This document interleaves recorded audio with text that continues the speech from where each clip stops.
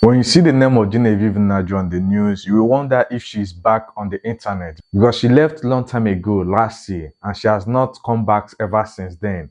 Okay, she came back last year ending around December time when she went for an event, but ever since then she has not been seen on the internet.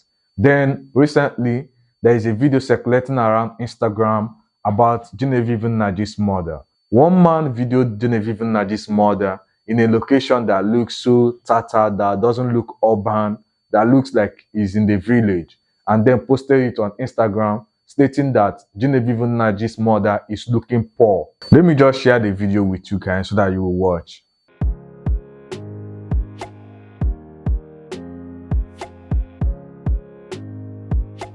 For those of you who don't know Genevieve Nnaji, she's a Nigerian actress, and when it comes to financially, she's capable.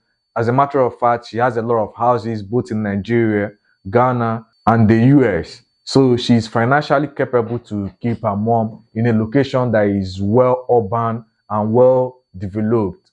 But then this video of her mom in a rural area, what does it mean?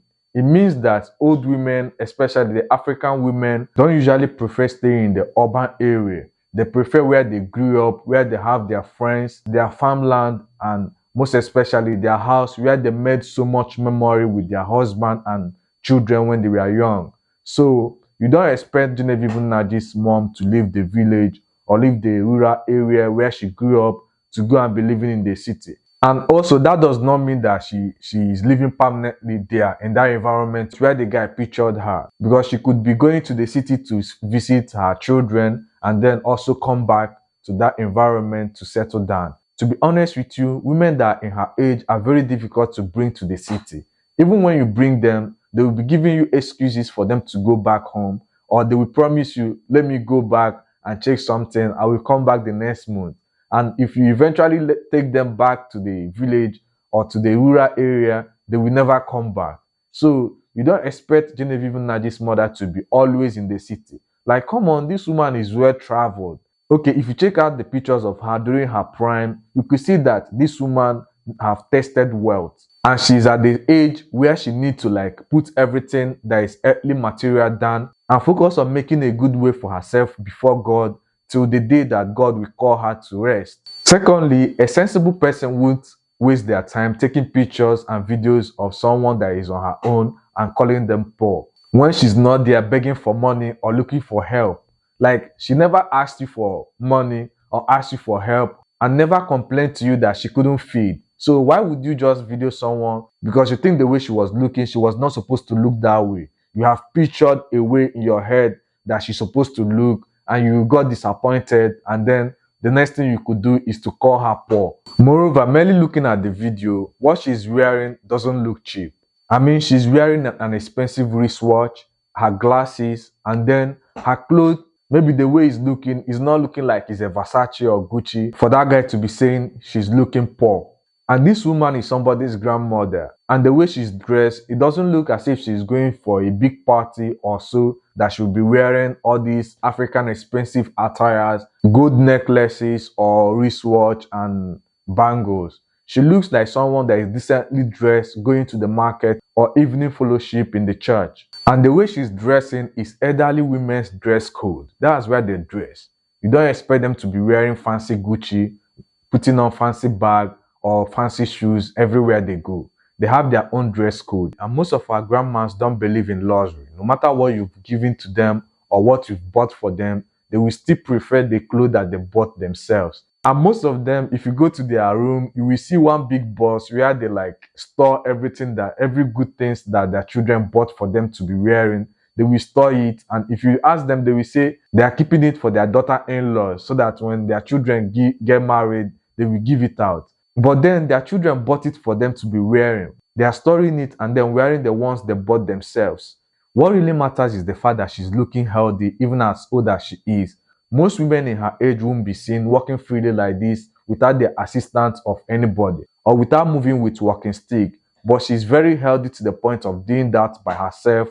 That is something to be worrisome about than looking whether she's putting on Gucci, Fendi, or putting on expensive jewelry and all that. Don't be deceived by Instagram fake life. After the Instagram fake life, there is real life. Truly, the woman is living her real life. But then that's what makes them happy, right? Should we all agree to be doing what makes us happy? And now she's doing exactly what makes her happy. Her children understand and don't force her from that her comfort zone to the city. But someone that doesn't even know about her family, what they are going through or whatever, just opened the camera, videoed her and labeled her poor. And why would someone video her without her knowledge and then put it on internet like that just to mock the actress and the mother? Like seriously, this is one of the reasons Genevieve Nnaji left social media for you all Gen Zs so that you can do anything you like. But that is still not okay for you guys. You people are still invading her privacy. And if they now track you down and send lawsuits, you will now be like crying online. They want to kill you. It's just ordinary video that you snapped and they are doing it, making build deal out of it, while you are the person that is causing it on yourself.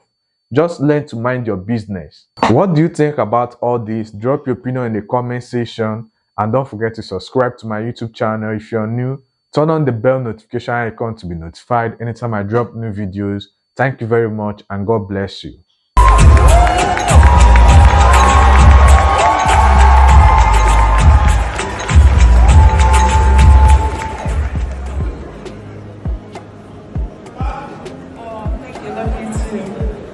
As creatives, we have transcended borders and our influence is truly global.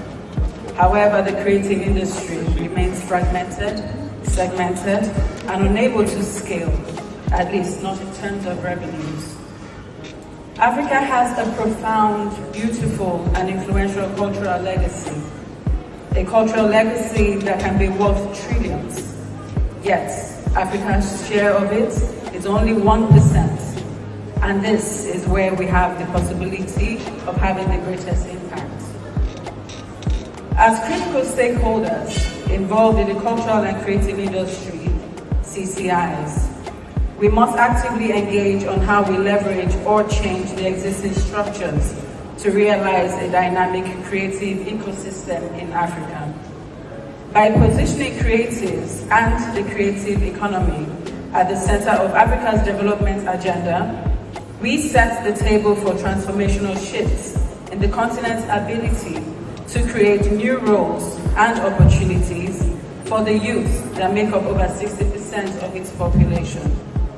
It also creates an intentional approach to altering negative narratives often attributed to the continent. As a filmmaker and a key player in the CCIs, I strongly believe that the African creative sector, despite its relative success, is still unable to achieve its true potential. Currently providing $5 billion US.